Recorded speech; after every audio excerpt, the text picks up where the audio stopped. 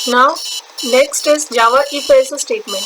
अभी हमने जब इफ का प्रोग्राम देखा तो उसमें क्या था कि यहाँ इफ लिखा आपने, देन कोई कंडीशन लगाई, ये कंडीशन लिखी हमने, तो अगर ये कंडीशन ट्रू है देन ओनली ये पार्ट एग्जीक्यूट होता है और फिर कंट्रोल नीचे आ जाता है। ठीक है, अब हम देखेंगे Java if else statement. The Java if else statement also test the condition. It executes the if block if condition is true, otherwise else block is executed. ठीक है, अब यहाँ हम देखते हैं कि if condition, अगर ये कंडीशन ट्रू है तो जो यहाँ if ब्लॉक के अंदर जो कोड लिखा होगा वो एग्जीक्यूट होगा, else जो कोड होगा अगर कंडीशन फॉल्स है तो ये वाला कोड एग्जीक्यूट होगा। ठीक है, डायग्रामेटिकली आप इसको देख सकते हो, यहाँ ऊपर से फ्लो आ रहा है प्रोग्राम का, यहाँ कंडीशन टेस्ट हो रही है। अगर ये कंडीशन ट्रू है तो इफ कोड एग्जीक्यूट होगा, ओपी कंट्रोल आफ्टर इफ चला जाएगा। लेकिन अगर कंडीशन फॉल्स है तो यहाँ पर एल्स कोड एग्जीक्यूट होगा और उसके बाद में फिर आफ्टर इफ आपका कंट्रोल चला जाएगा। ठीक है, ये एक इवन ऑड का प्रोग्राम बना हुआ है। इसके अंदर चेक किया है कि ये जो नंबर, हम नंबर की वैल्यू लेंगे, अगर वो नंबर को आप डिवाइड करते हो 2 से और उसका रिमाइंडर अगर 0 आता है तो वो नंबर होगा इवन नंबर, एल्स वो नंबर होगा ऑड नंबर। ठीक है, अब हम इसका एक एग्जाम्पल प्रोग्राम देखते हैं। नेटबीन स्टार्ट करेंगे, इसी प्रोग्राम को हम मॉडिफाई करते हैं। अब पहले एक चीज़ हम इसमें और देखते हैं, हम ये देखते हैं कि अगर इफ एल्स की एक्चुअल में नीड क्या है। ठीक है, हम एक ग्रेटर देन फाइंड आउट करने का प्रोग्राम बनाते हैं। एक वेरिएबल लिया आपने इंटीजर ए और एक वेरिएबल लिया आपने इंटीजर बी। ठीक है,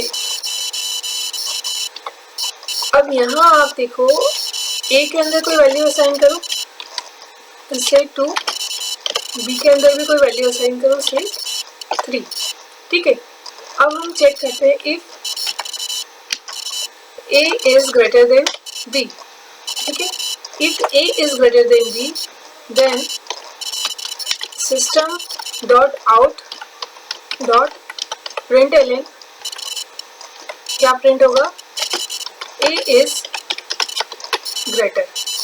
ठीक है, यहाँ लगा दो बिगिन। अगर ये कंडीशन ट्रू होगी that means if A is greater than B then क्या प्रिंट होगा, a is greater.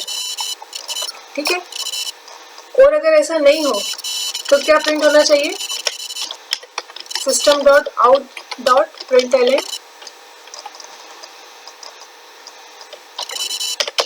B is greater. ठीक है, अब इस प्रोग्राम को रन करो। क्या लिखा हुआ आया, बी इज ग्रेटर।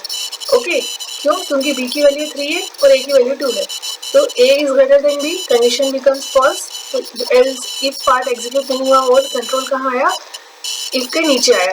अब हम कर देते हैं ए की वैल्यू बड़ी कर देते हैं, से ए को हमने क्या करा 23 कर, ये 23 कर दिया, इसको सेव कर दिया। अब इसको रन करिए अगेन, शिफ्ट F6 से। अब क्या लिखा हुआ है, A is greater and B is greater, दोनों लिखा हुआ है। अब ऐसा क्यों हो रहा है, देखिए, if A is greater than b, okay, 23 is greater than 3, तो क्या होगा, कंडीशन ट्रू है, 23 is greater than 3, condition is true. तो अगर इफ का यहाँ जो कंडीशन अगर वो ट्रू होती है तो इफ के जस्ट बाद वाला स्टेटमेंट मतलब कि इफ ब्लॉक एग्जीक्यूट होगा। ठीक है, इफ ब्लॉक में क्या लिखा हुआ है, ये जो बिगिन और एंड है ये मिलकर एक ब्लॉक बना रहे हैं। इस ब्लॉक में क्या लिखा हुआ है, system dot out dot println A is greater, तो क्या प्रिंट होगा, ए इज ग्रेटर। लेकिन उसके बाद में कंट्रोल कहाँ आएगा, इफ ब्लॉक के जस्ट बाद, इसलिए system dot out dot println के अंदर ये जो बी इज ग्रेटर था वो भी लिखा हुआ आ रहा है। ठीक है, तो इफ सिंपल इफ इस कैसा फेल होता है, जबकि हमको यहाँ जो कोड है वो चाहिए होता है किसी कंडीशन के अकॉर्डिंग। ठीक है, तो इसलिए हम क्या करते हैं, एल्स यूज करते हैं। एल्स में क्या लिखेंगे,